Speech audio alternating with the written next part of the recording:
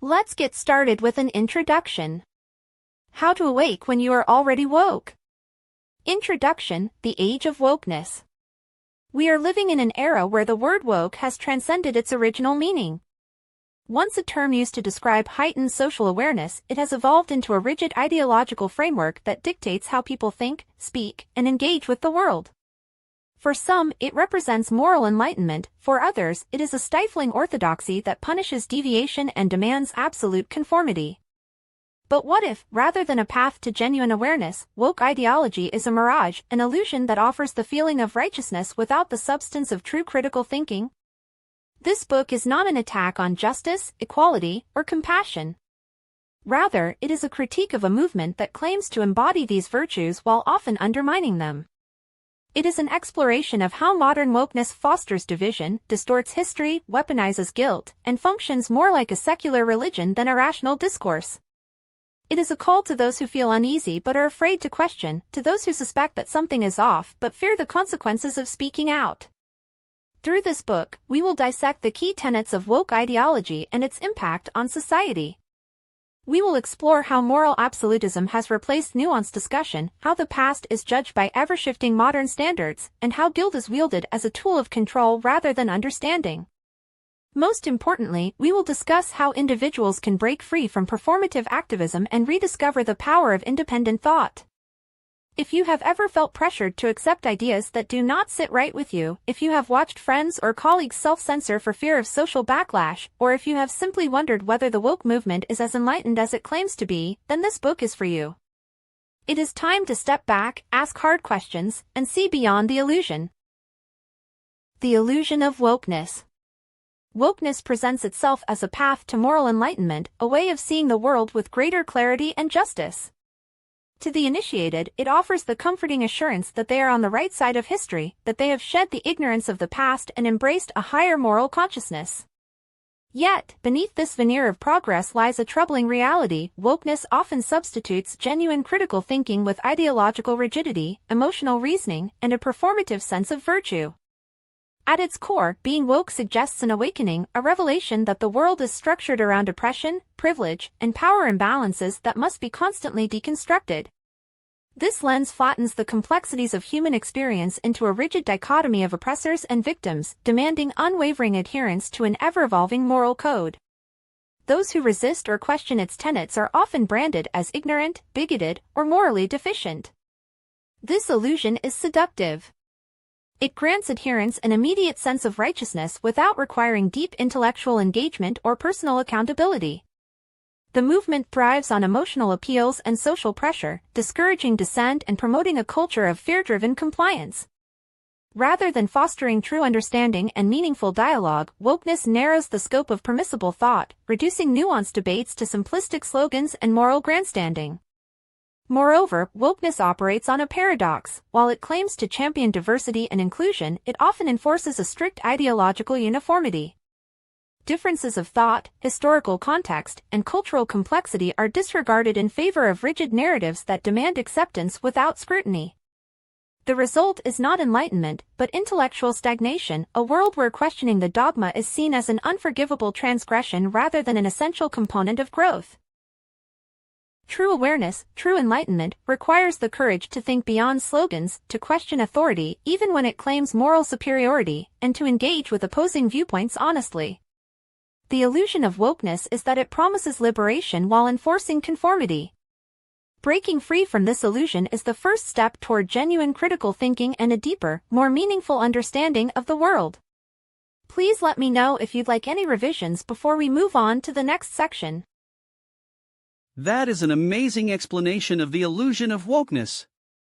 How something that started out trying to do good has morphed into a set of incredibly tight rules that can't be bent or even discussed. I believe we agreed on the next section being history on trial. Yes, it is, history on trial, the dangers of judging the past by today's standards. One of the defining traits of modern wokeness is its relentless scrutiny of history through the lens of contemporary morality.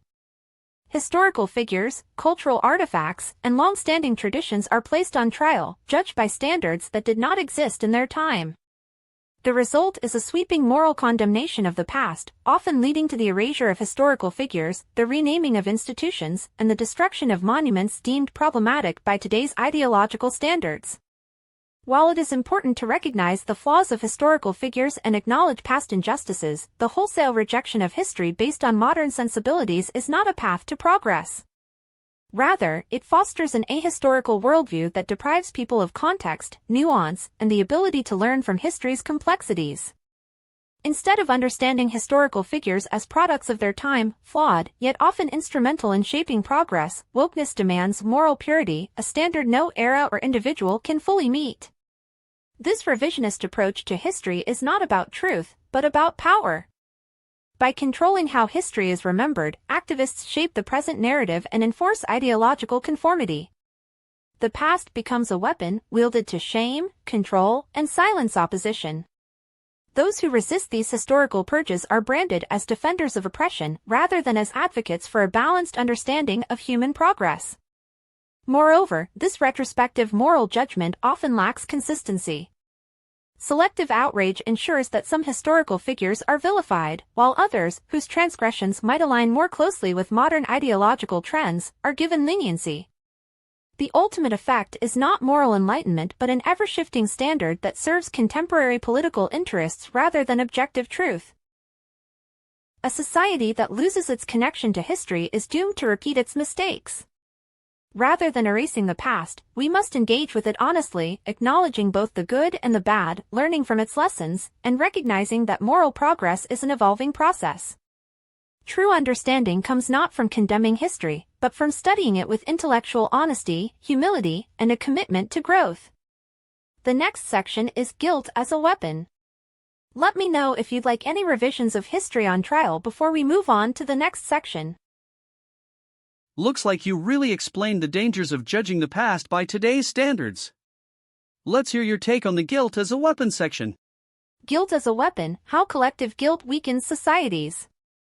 One of the most powerful tools of modern wokeness is collective guilt, the idea that individuals must bear responsibility for the historical or systemic wrongs of their ancestors, their race, or their society. This guilt is not something one earns through personal actions but is instead assigned based on identity, often with no path to redemption except perpetual self-criticism and ideological submission. The consequences of wielding guilt as a weapon are profound. Rather than fostering personal accountability, it creates a culture of resentment and division. Those labeled as oppressors, regardless of their individual choices or circumstances, are expected to atone endlessly, while those positioned as victims are discouraged from personal agency in favor of grievance.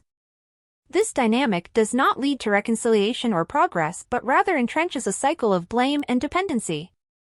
Furthermore, this form of moral coercion stifles open discourse. When people fear being labeled as complicit in historical injustices, they become hesitant to express dissent or engage in honest conversations about complex social issues. Guilt becomes a tool not for learning, but for silencing, ensuring that only approved narratives are permissible. History shows that societies thrive when individuals take responsibility for their own actions rather than being burdened by inherited shame. True progress comes not from collective guilt but from collective effort, one that acknowledges past wrongs while empowering individuals to shape their own futures. The antidote to guilt-driven activism is a commitment to personal integrity, resilience, and a focus on solutions rather than perpetual condemnation. A society that allows guilt to be weaponized will find itself trapped in a state of perpetual division. If we are to build a future based on justice and unity, we must reject the notion of inherited guilt and embrace a model of personal responsibility and constructive dialogue. The next section will be the rise of the new dogma. Please let me know if you'd like any adjustments on the guilt as a weapon section before we move on to the final. Historically, guilt has been an incredible weapon to keep people in line, since most people just want to get on with their lives. They typically want a family, a job to support them, and happiness with life. They are not spending all their time gazing into their navels as to what religion or what political system is best. They just want to enjoy the short life they have on this planet. That was a well-done section. Thanks, Amanda. The rise of the new dogma, why woke ideology functions like a religion. Throughout history, religious belief systems have provided people with a moral framework, a sense of community, and a way to understand the world. But in an age of secularization, traditional religions have lost influence, leaving a void that has been filled by new belief systems, none more prominent than wokeness. While it claims to be based on reason, justice, and social progress, woke ideology often operates with the same dogmatic fervor as religious orthodoxy, demanding faith, punishing heresy, and offering salvation through ideological purity. One of the hallmarks of religious dogma is the presence of unquestionable truths. In wokeness, these manifest as rigid doctrines about systemic oppression, privilege, and identity politics. To question these tenets is to commit blasphemy, often met with social ostracization, career destruction, or public shaming.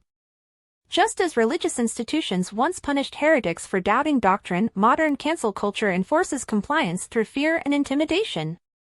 Wokeness also has its own original sin, privilege. Those born into certain identities are inherently guilty of societal oppression, regardless of their personal actions or beliefs. Redemption is possible, but only through public confession, endless self-criticism, and a lifetime of advocacy. Even then, one can never fully escape the taint of privilege, much like the concept of original sin in Christianity, where human nature itself is flawed and requires perpetual repentance. Additionally, woke ideology offers its followers a sense of moral superiority.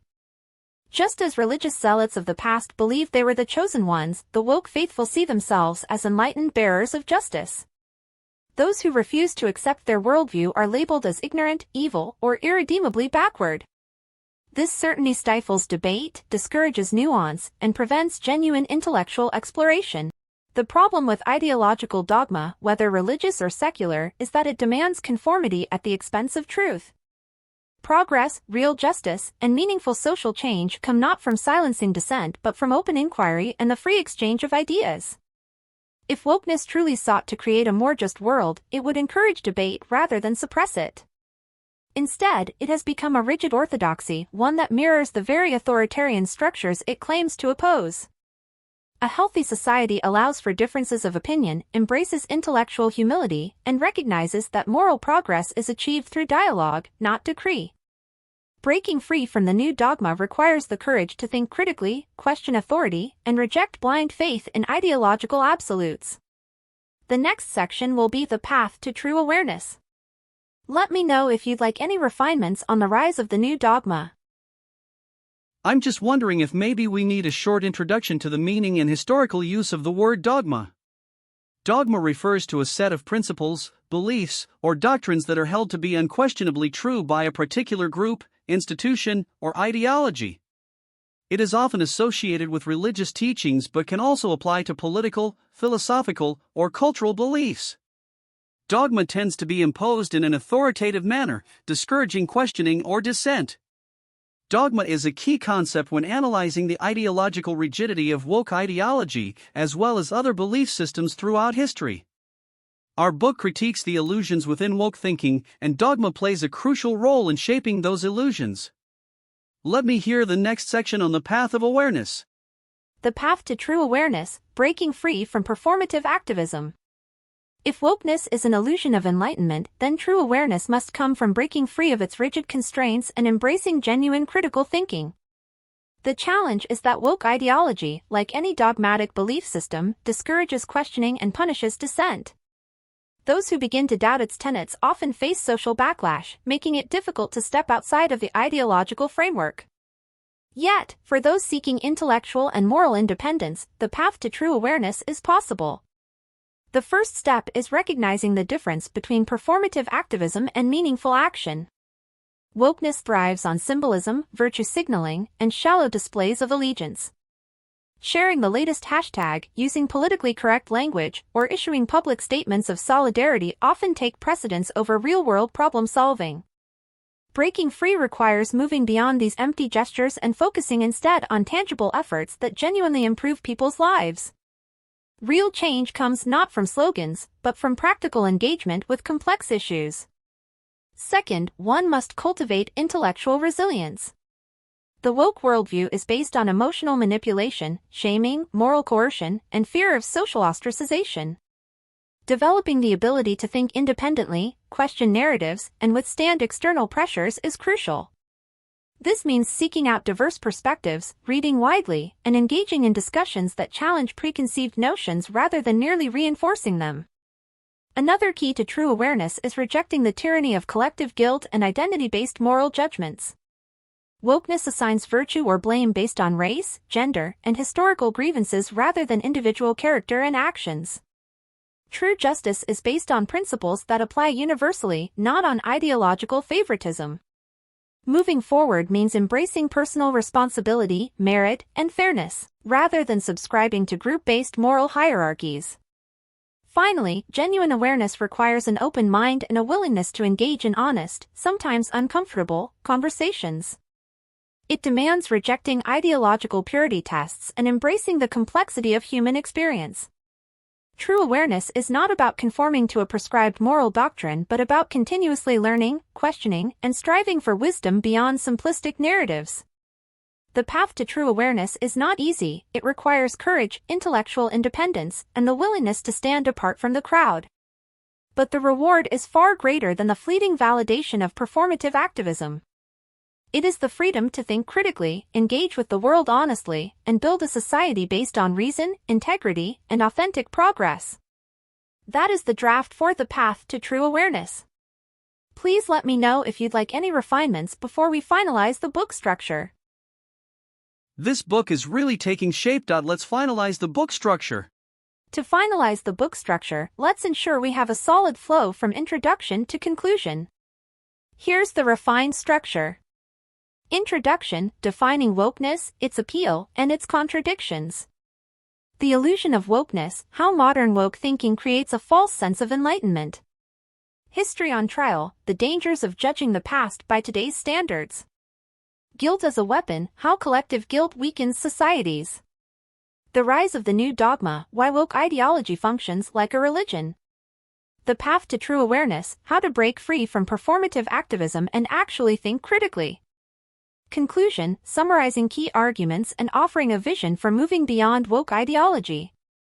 Would you like to refine this structure further or add any additional sections?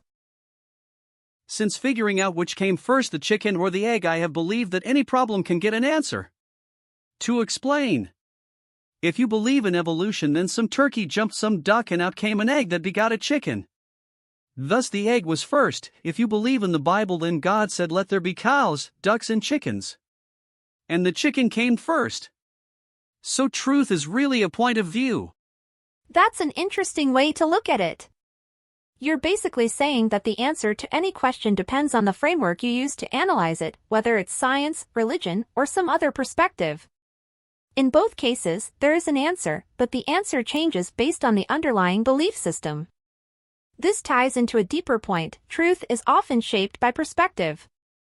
Some truths are objective, gravity exists, water is wet, but many are subjective, depending on ideology, experience, or interpretation. It's why people can look at the same event or issue and come to completely different conclusions. Would you say that our book critiques woke ideology partly on the grounds that it presents its views as absolute truth, rather than just one perspective among many? Absolutely. And yes, the pun was intended. Nice one! That's a solid foundation for our critique, showing how woke ideology often claims moral and intellectual superiority, dismissing alternative viewpoints as illegitimate rather than just different. Would you want a chapter in our book specifically exploring the idea of perspective versus absolute truth? You could break down how different ideologies, religious, political, philosophical, approach truth and contrast that with how woke ideology frames its own version of reality as unquestionable. Yes, please. If anyone ever comes up to me and says this is the one way, you must follow it, I will say, sorry, that is impossible as things change with time, knowledge, and learning new things. Exactly. The moment someone insists there's only one way to think, believe, or act, they're shutting down curiosity, growth, and discussion. History proves that what was once considered absolute truth often evolves, whether in science, politics, or morality. That's a key flaw in rigid ideologies like woke thinking. They claim to have reached the final, unquestionable truth, ignoring the reality that knowledge and perspectives constantly shift. Maybe our book could include real historical examples of once-absolute truths that later changed, like how scientific discoveries overturned old beliefs, or how moral values evolved over time. Doesn't Islam preach that kind of thinking, that their prophet is the last one, that he was perfect, that there can be no debate? Yes, Islamic doctrine, particularly in mainstream Sunni and Shia thought, holds that Muhammad is the final prophet, Khatamun Nabiyyin, and that the Quran is the ultimate and unalterable word of God. Many traditional interpretations assert that its teachings are absolute and beyond debate. However, like all major religions, Islam has a spectrum of thought ranging from strict fundamentalism to more reformist and progressive interpretations that allow for reinterpretation and debate. This kind of absolutism isn't unique to Islam. Many religious and ideological movements, including Christianity in certain eras, Marxism in its rigid forms, and woke ideology today, share the same mindset: we have the final truth, and questioning it is heresy. The difference is that while religion typically anchors itself in divine authority, ideologies like woke thinking claim moral or intellectual superiority as their foundation. Would you want a section in our book comparing different belief systems that insist on their infallibility, showing how they use similar tactics to suppress dissent? Yes, please. I'd really like to follow through on that some more.